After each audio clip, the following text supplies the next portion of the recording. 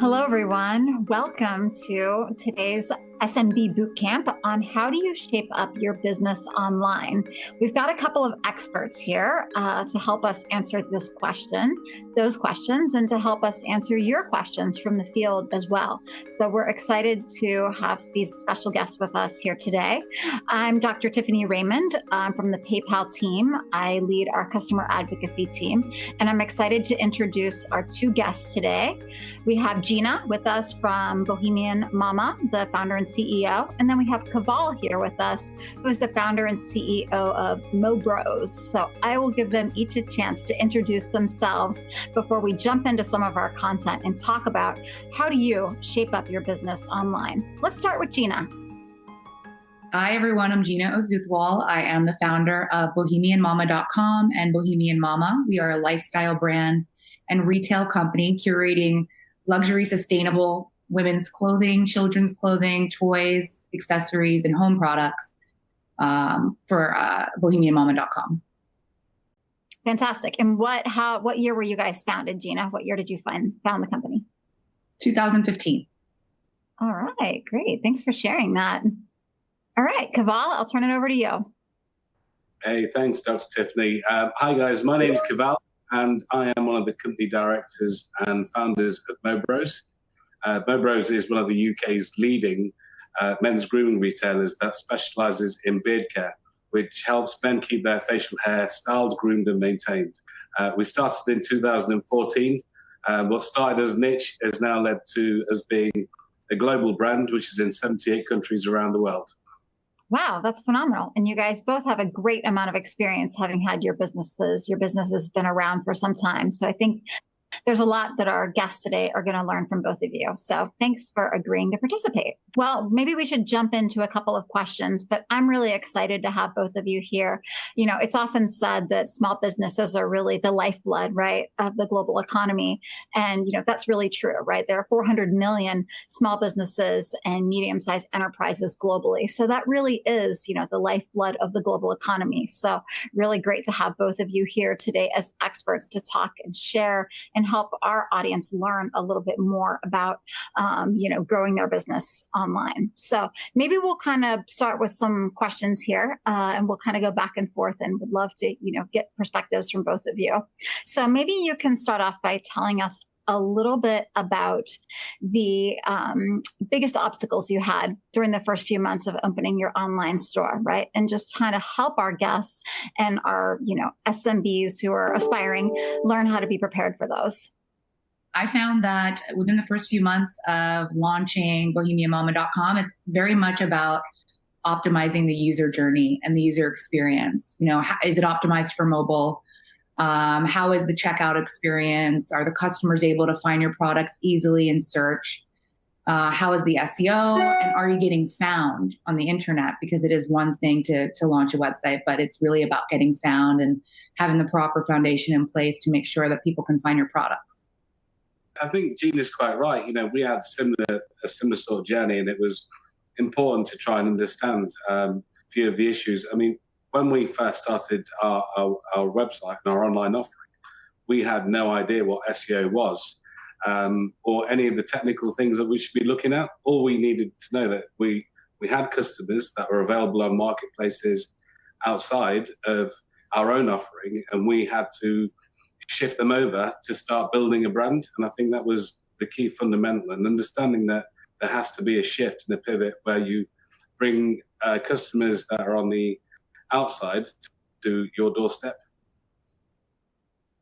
Yeah, I like that point. And I think, there's never been really a better time to be a small business owner, because we can really benefit from a lot of the services that are out there to, help us today, right? We don't all have to learn and start from scratch anymore, right? There are platforms out there that we can use to help launch our websites. There are, podcasts out there about small businesses, and then there are experts, like yourselves to, kind of lean into and learn from. But I like that point about kind of jumping from more of a marketplace to really wanting to drive those people, the customers to your website, right? To that kind of owned property. And, really making sure to touch back on what Gina was saying, that, that flow is optimized, right? And how do we know if that flow is optimized? Well, that's where, analytics are always our friend, right? Making sure that we have analytics throughout the site experience, because if we're optimizing, that means we're improving, but we can't improve what we can't measure, right? So really making sure we have those sort of underpinnings in place so that we're ready for those customers. And then we can figure out the points in the journey where we need to create those moments of optimization. So I really like that one. Sort of on that question, after you launched your online stores, how did you attract customers? I think kind of as Gina was saying, right? We can, you can sort of, hang up your sort of, internet shingle, but then how do you let people know that you're there and help them find you? I think the most amazing thing about the time we live in is that you're no longer selling in a localized place. We are connected, and we're a global marketplace now. So a lot of small business owners, and I guess a lot of people that are watching today, are going to be thinking that, well, we don't have the funds to start, marketing or paid advertising. And it's always an issue. So the first place we went was to actually utilize what was free. So there was lots of free advice. PayPal was on one of the lists where there was lots of information that was available for small businesses like us. But it also meant that we were utilizing social media, which was free of charge, like Facebook. And you're able to start building a tribe, because essentially the following you're going to get from creating a product or an offering or solving a meaningful problem often leads to having a customer. Yeah, and to add to that, launching, growing, and scaling your customer base, I think to me is a multi-touch point process, right? So you have free tools that you can start in the beginning, and as you continue to grow your audience on products like MailChimp or Klaviyo for email marketing, they're free up to a certain amount of subscribers. So you can take advantage of that. Make sure that you have an easy and simple to use pop-up box collecting emails on your website as a user arrives to the homepage. In addition to email marketing, there's social media. So, being able to have your products shoppable, and as you post on Instagram or Facebook, to make them shoppable and in the Facebook and Instagram marketplace. In addition to that, there is now SMS and text marketing, which I think is actually exceeding email marketing. So setting up processes within your website platform to be able to send automated text messages about product launches and sales is another great way to keep in touch and keep your customers aware of what you're doing. Yeah. Is that something that you've experimented with success? Very much so. Yeah. I find that we get an actual higher revenue return on our text message marketing than we do in emails some of the time. Interesting. And what do you attribute that to? Yeah. And Kaval, the same for you? I think this is it's a little bit more of a newer territory for a lot of people, I think. Mm-hmm. It's quite right. And I'm so glad that you've mentioned that, Gina, because SMS for us has been something we've tried only within the last 3 months. And the results are phenomenal. And I think it's purely because there's less noise there. As consumers, we're advertised to, we're marketed to so often, and our attention spans, your email inbox, you can imagine how many emails the average person gets every single day. And it'd be impossible to read every single one of them. So trying to adapt technologies that are new, slightly different or innovative, and SMS has been a really strong one. And email still follows very closely. Yeah. Yeah, I like that point. I think, thinking about kind of looking at where the puck is going is sort of what you're talking about, right? That's kind of the next frontier. And we don't, as consumers, have as much noise in that text space. And it tends to be something that we respond to, right? Oh, it must be from someone I know, typically, right? And so, you can kind of tap into that, texts come from people I know. When I get them, I respond to them in a way I don't necessarily respond to or feel compelled to respond to email. That can be, hey, I'll get to it later, right? And that can apply to responding to, work emails as much as it is, purchasing things. And so I think that's a great, it's great that you guys are tapping into that channel, and something that we can, help our audience here think about pursuing as well.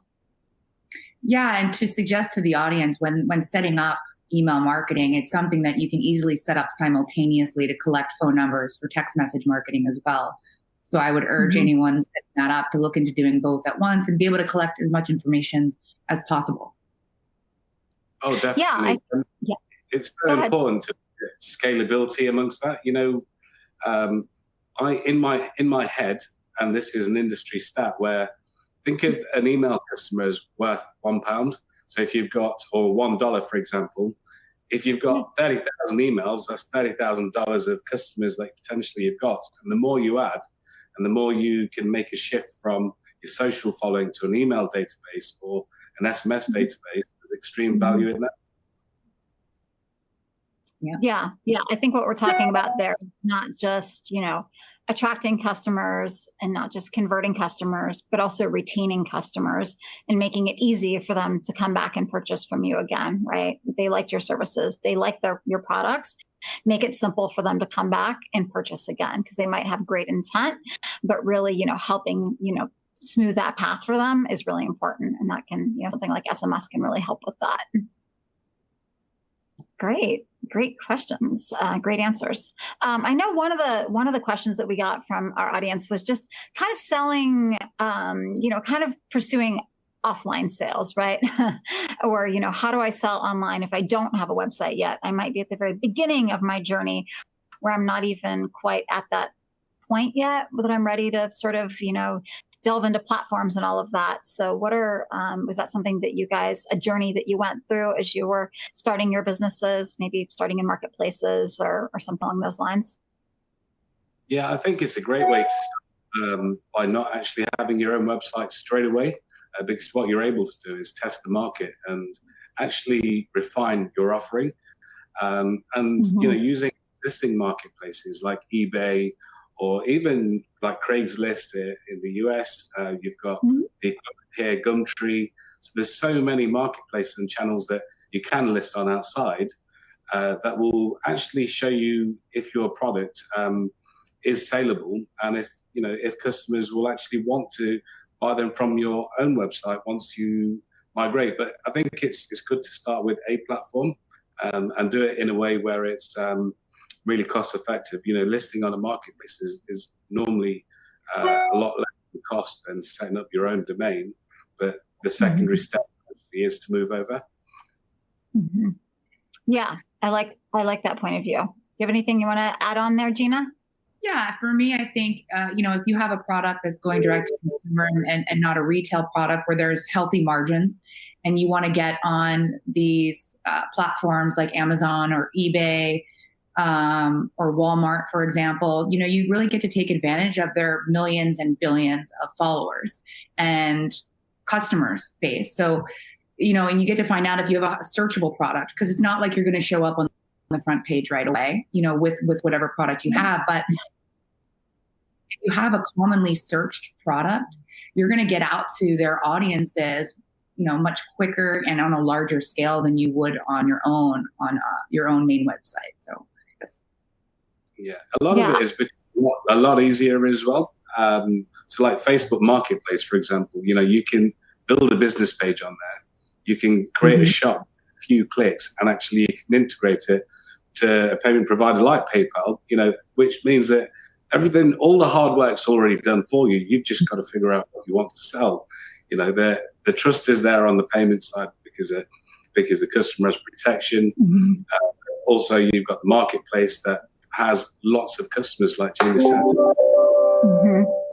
Yeah, I really like that point. And I think what we're talking about here is maybe, the marketplace can almost be a way to sort of take the crawl step of our business, right? Before really saying, and then we can do fast follow into, creating your own e-commerce experience. And sort of back to what I was mentioning at the beginning, that really, there's never been a better time to be a small business owner, because, you don't just have to rely on foot traffic and people walking by your retail location where you happen to be, right? We can sell to the world now. And there are so many solutions out there and partners and platforms to help us. We don't also have to, code the entire website from scratch ourselves either. So there's a lot we can kind of lean into and leverage that can, help smooth that journey so you can focus on the products that you want to sell. Just wanted to add to that, with as many, it can get overwhelming with as many of the social media platforms and selling platforms there are out there. And what I would suggest to people is ad roll. Ad roll is something that can actually combine all of these platforms into one dashboard. And you can sell simultaneously without getting overwhelmed individually with each of these platforms separately. That's a great question. And that's exactly where I was going. So I like anticipating that. Kaval, do you have anything to add to that about, just sort of the paradox of choice when it comes to the many sort of, social media options and app options? It can be a little bit paralyzing when you're getting started. I think it's important to assess the marketplace. Does it fit your customer? We always say in business, it's so good to get a persona or an image of what your perfect customer looks like. And I guess go where you think your customers are going to be. You can often match it. And the way I always weigh things up are ease versus demand. So, if there's a marketplace I can get listed very quickly on, okay, the demand might be lower, but I know I can, run 3 steps ahead and do it quicker than anyone else, then sometimes that's all you need. And you got to be first to the show with certain products. So if you've got something that's new or innovative and you really just want to shout about it and you're really excited, then you've got to look at the quickest marketplace to get listed. I like that point. And it seems, I think where we're coming with a lot of this is really, trying a diverse set of approaches, right? And seeing what works for your business. So our time here has been so short. I can't believe we're already coming up on the end of it. So I was hoping that maybe, each of you could share a final thought, something to share with our small business folks out there. Piece of advice, perhaps. I would say don't be discouraged. The internet itself, Google, all of these different channels, it can be very overwhelming. And it's kind of a live animal. It's, it changes every day. Google search engines change every day, and you have to be constantly monitoring your business and how you're being viewed online to make sure that you can scale and grow. And my next piece of advice would be, when you're teaming up with vendors that are going to help you in an oversaturated market of, social media and Facebook and companies that are going to promise to increase your revenues with ad spend, just make sure you know who you're working with and you understand the results you're expecting to have. I do believe that Google Shopping and search is, 80% of our revenue. So it's a huge thing to pay attention to. When you're entering new products, make sure they're optimized for Google. I mean, that's number one. If you want to organically get found and you want Google to recognize your products, just make sure you're using best practices and that you're constantly monitoring your ad spend and your audience focus with any vendor you're working with. I really like that point. We could have the greatest products in the world, but we need to help consumers find them, right? That's right. Kaval, do you have some word of advice for our SMBs out there? Yeah, of course. There's so many tips that I'd give, but I think it's really easy to get, as an SMB, caught up in the noise that we face day to day. And I think you've got to really hone down on and get really crystal clear on what's important to you as a small business or what your passion is. And then whatever it is, go after it, but work it in small steps. You don't need to do small steps lead to quantum leaps. You don't need to do everything in one go. And it always takes longer than what you actually think. I do things every day, even to this day, and we plan it thinking, we can get that ready. That project's done in 2 weeks, but actually it takes 4. It's easy to be disheartened by that. And I guess my second biggest tip would be is to prolific beats perfect. Everyone tries to achieve perfect, and sometimes by doing that, you never get anything done. And actually, perfect doesn't exist, or everyone's perfect is slightly different. So I think there's nothing wrong with being prolific and just getting things done. It's really easy, especially as an SME, to sometimes procrastinate. The great thing is there are so many tools out there now that make a lot of the things easy. There's so many resources. There's so much support, like PayPal, where even small businesses like us have had so many benefits, whether it's data or insights or anything that we need, that the information is out there. And, it's the blueprint is all the same, regardless of what business you go into. So, the same problems that big businesses are facing as corporates, they transfer down to smaller businesses. So sometimes when you feel alone, seek a little bit of accountability from other businesses, and and enjoy what you do. And I think that's really powerful there. I like that. I really like the point of view. I think there are, so many things out there to help us. So lean into those. What's the expression? Don't let, great be the enemy of good or something like that, right? Have a sort of adaptive test and learn sort of mentality where you're experimenting to figure out what works. And then when you find things that work, how to, create repeatable sequences so that you can say, okay, we've got that sort of figured out for now, at least until, the next time search engines change tomorrow, then everything is sort of a point in time, but just to kind of keep that eye forward. And yes, certainly, we try to be here to help as much as we can from the PayPal side. So really appreciate both of you spending time with us. I know you're both busy entrepreneurs, and so I think there's a lot that folks can learn from you. And so I really appreciate that you want to give back and help others succeed as well.